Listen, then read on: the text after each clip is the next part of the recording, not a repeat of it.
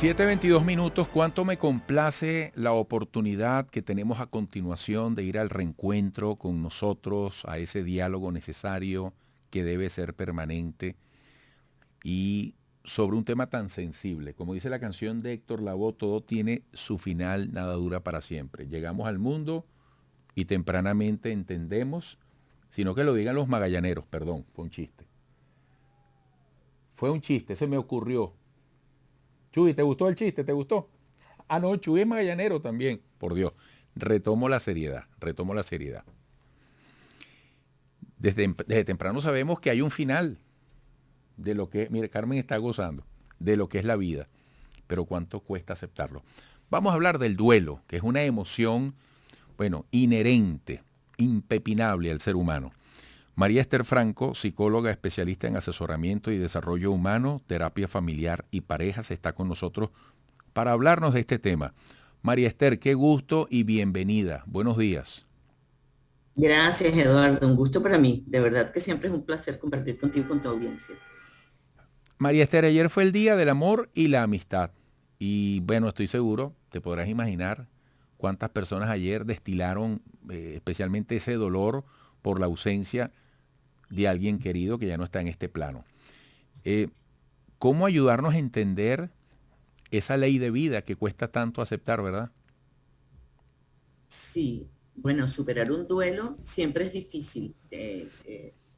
Pasamos por un proceso que, bueno, muchas veces lo hemos escuchado, que tiene 6 pasos ineludibles. El shock de haber perdido a la persona, la negación de no creer que esto pasó, la negociación con Dios o con las deidades de cómo voy a reparar yo esto si me siento mejor. Luego pasamos por un proceso de ira, de dolor, hasta tener la aceptación y el aprendizaje de esa pérdida.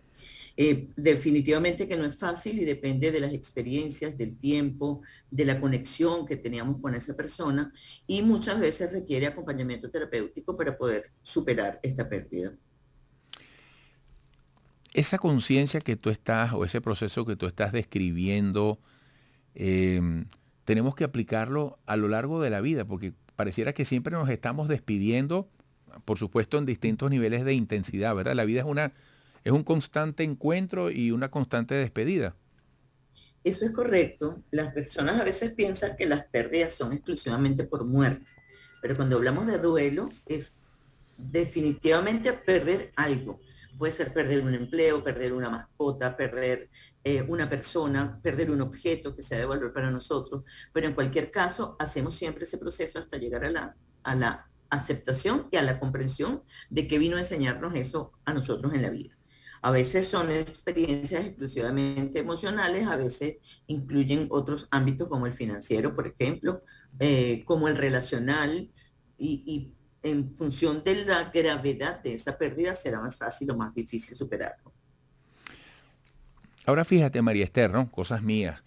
Yo digo que cuando uno va a un hospital, cuando uno va a un velorio, cuando uno está presenciando de manera cercana o lejana la despedida progresiva de alguien que tiene una enfermedad mortal, oye, uno está enfrentándose a la muerte de cerca, uno se la está encontrando de cerca. Pero, Sí. por ejemplo, la muerte puede llegar de muchas maneras, ¿no? De muchas maneras. Eh, al final, al final hay que concluir que el amor siempre viene acompañado del dolor, porque solo te duele lo que tú amas. Y cuando tú amas, tú no quieres que llegue un final, que haya una separación, una ausencia. Sí, de hecho, fíjate que hay un poema de unos indios estadounidenses cuyo nombre no recuerdo ahorita, ¿ok? Ajá. Pero que justamente habla de eso, de cómo cuando lloro a un muerto, no lo lloro por él, lo lloro por lo que significa para mí haberlo perdido. Y a mí ese poema me parece muy, muy significativo e inclusive creo que lo llevo al plano personal porque he tenido pérdidas importantes en mi vida y ciertamente cuando perdemos a alguien, ese dolor se trata de lo que esa persona significó en mí y cómo a mí me cuesta elaborar su ausencia. ¿Por qué? Porque extraño a esa persona, lo asocio con la manera como esa persona estaba presente en mi vida y especialmente en el ámbito católico, y creo que me incluyo en eso, no tenemos una preparación para la muerte desde el punto de vista espiritual. Nos cuesta mucho superar la muerte porque lo vemos como algo personal, individual.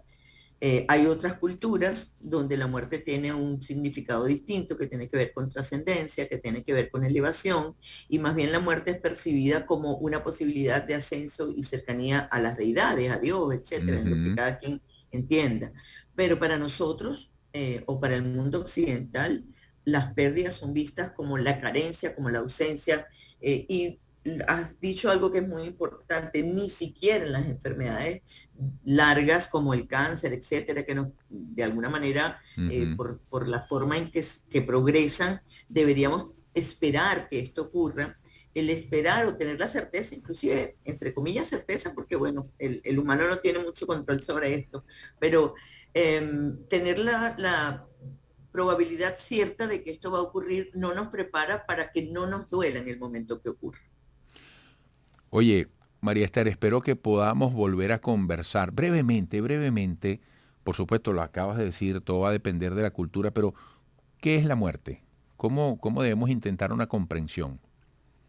Wow, ahí hay un tema filosófico muy importante Ujú. que tiene que ver definitivamente con mis paradigmas, ¿ok? Y vida y muerte tiene el significado que mis creencias tengan, y la forma como yo la mire, la valore o la supere va a depender de esa creencia. Creo que es algo sobre lo que deberíamos profundizar, no solamente para aceptar estos procesos, sino también para la valoración de la vida y de las personas en el momento en que las tenemos cercanas. Si nosotros cuestionáramos más nuestro sistema de creencias y fuésemos más conscientes de la manera como vemos la vida y la muerte, por lo menos estos procesos serían mucho más fáciles de superar. Hay personas que en el trabajo terapéutico, por ejemplo, uno los lleva a valorar la forma positiva como vivió con esas personas, y eso es lo que les permite salir del duelo. Entonces, a veces para superar la muerte hay que valorar en vida lo que tenemos y realizar una conexión efectiva, bonita con las personas para poder tener una vida buena y aceptar una muerte. Wow, María Esther, qué interesante y qué provechoso tu mensaje. Te agradezco tanto. Espero, repito, contar contigo próximamente en el corto plazo. Un gran abrazo. Igual para ti, Eduardo. Muchas gracias por tu invitación. Que tengas un estupendo día. Gracias, igualmente. Igualmente para ti, María Esther Franco, psicóloga especialista en asesoramiento y desarrollo humano, terapia familiar y parejas. Volveremos.